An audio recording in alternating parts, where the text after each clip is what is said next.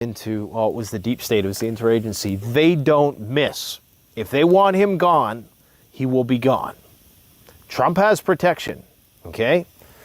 The fact that he's on the ballot at all tells you that he has protection.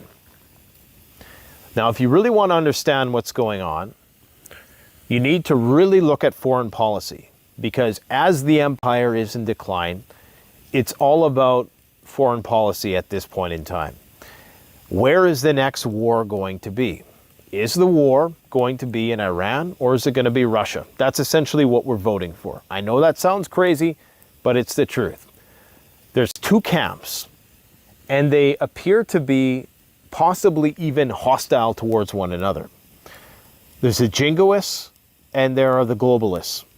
Trump is a jingoist, American exceptionalism. The globalists have a different strategy. They want to fight peer-to-peer wars. They believe they can actually win a nuclear war. They believe in the strategic defeat of our peer adversaries without it necessarily becoming nuclear, but that if it does go nuclear, we can still win it.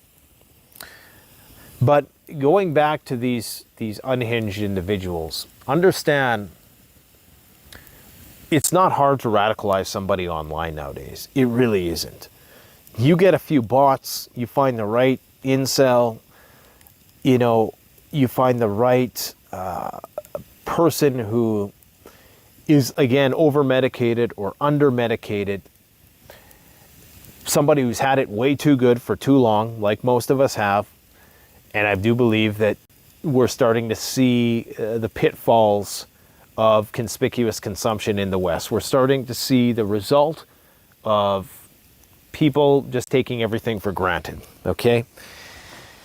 They haven't had that luxury, the luxury that we've had to become so spoiled, to have so much time on our hands, to get bitter and indignant about things that we ought not get bitter and indignant about. But with this guy, he was radicalized into the pro-Ukrainian camp. And they wiped his social media right away, probably because they don't want to have that on the record, that or they wanted to minimize that in the public view, that this guy was a hardline supporter of Ukraine, which so was the guy who attempted to assassinate Robert Fico and a few others. They all tend to be of the blue-haired menace ilk, we'll say. So again, this is, people think, oh, it's got to be some deep state conspiracy. They're not going to send. These are not the type of people that are going to associate.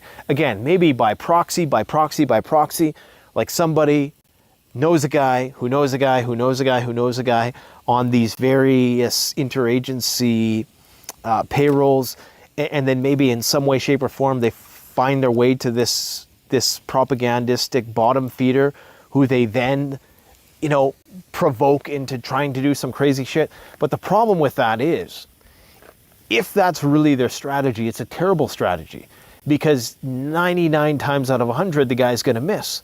And then that's only going to make the problem worse. The only people who stand to benefit from this are the Russians or the Chinese. Because, and I'm not saying they were the ones behind it. The only people who benefit from civil unrest, and the only way Russia defeats the United States, not in a nuclear war, but in anything less than a nuclear war, is by a civil war, is by civil unrest. Vladimir Putin doesn't give a shit who comes into the Oval Office, because he knows ultimately the foreign policy is the same: world domination. The jingoists would like to do it by imperializing smaller, either defenseless countries or countries that are not peer adversaries, near peers, maybe like Iran, and even that's pushing it. Now, they're going to go and feed on the low-hanging fruit first, and they're going to try to take over the resources that the superpowers need, that their peers need. So that is their approach. So there's really just two approaches. Both of our leaders, and it's not like they have to do this. It's just, this is the cycle that we're locked into with trying to keep the US dollar propped up. Because as soon as the United States ceases to be the most powerful military in the world, then with that, so goes the